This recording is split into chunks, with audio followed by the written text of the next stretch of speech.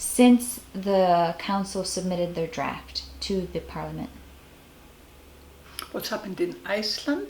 What, or to the process of through the process? Mm-hmm. Since the council submitted their bill, a typical process of power struggle has occurred. I think it's an innate, almost genetic flaw in parliaments, or not in parliaments, but in members of parliament, that they feel that they are one step better than the rest of the population, and that they, above anyone else, are chosen and better and more able to carry out these tasks, such as deciding on the content of the Constitution. The idea of relinquishing power to others is unbearable to them. And that's what happened. I think that the concept that Mrs. Jóhanna Sigurðardóttir, the Prime Minister who actually launched, this was her idea, she launched it, and she had the size to actually trust the people to do this.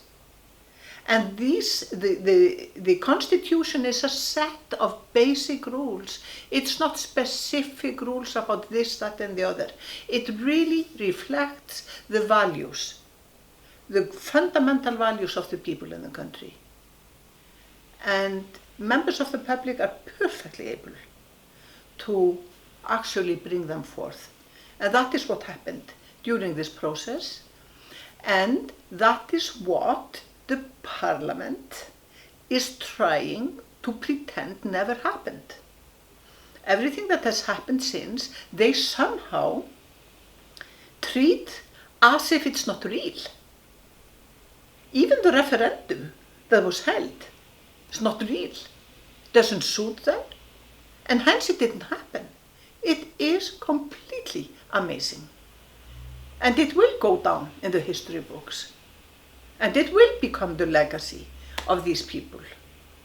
This disrespect for the procedures that are even accepted in our society. So, I think, asked what has happened since, is a typical power struggle. But the seed was planted, and it will come up as a strong and healthy plant. We just have to take care of it, keep it alive, treat it well, and it will come. Don't pull it up. It will come. It will grow. Do you think that these upcoming elections will have much of an effect on the future of the Constitution? I'm not sure if the upcoming elections will have a great effect on the future of the Constitution, because people are in general more worried about things like their income, the state of the health system, the level of the taxes, employment rates, and issues of that kind. Mm-hmm. And I think that if the pirates get into power, they will indeed put the Constitution at the spearhead of their perceived mandate. They will. That's what they've said. So I expect them to stand by it. They will make it a condition for other parties to work with them.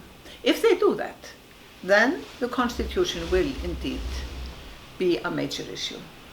and it would be very interesting to see what happens to it. But if the pirates are not on board, that will not happen. Then it will just die out.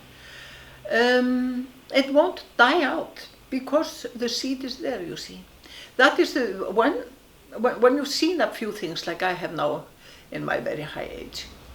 I've seen things happen and how they happen. Sometimes you think you've lost a battle, but in fact you won it. You just didn't know. It didn't seem like it. It's not apparent today, but suddenly tomorrow you see in another place the results of what happened yesterday. And that, what happened with the revision of the Constitution, that took place. That the nation and other nations witnessed it. So it's inside them.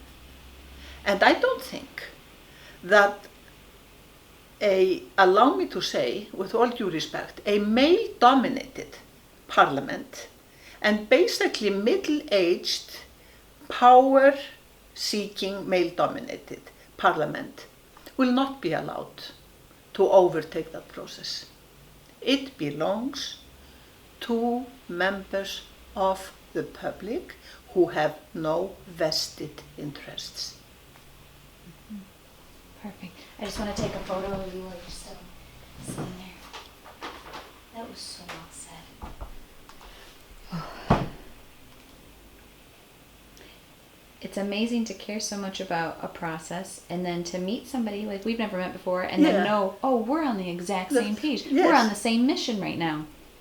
It's very powerful. Thank you. Thank you.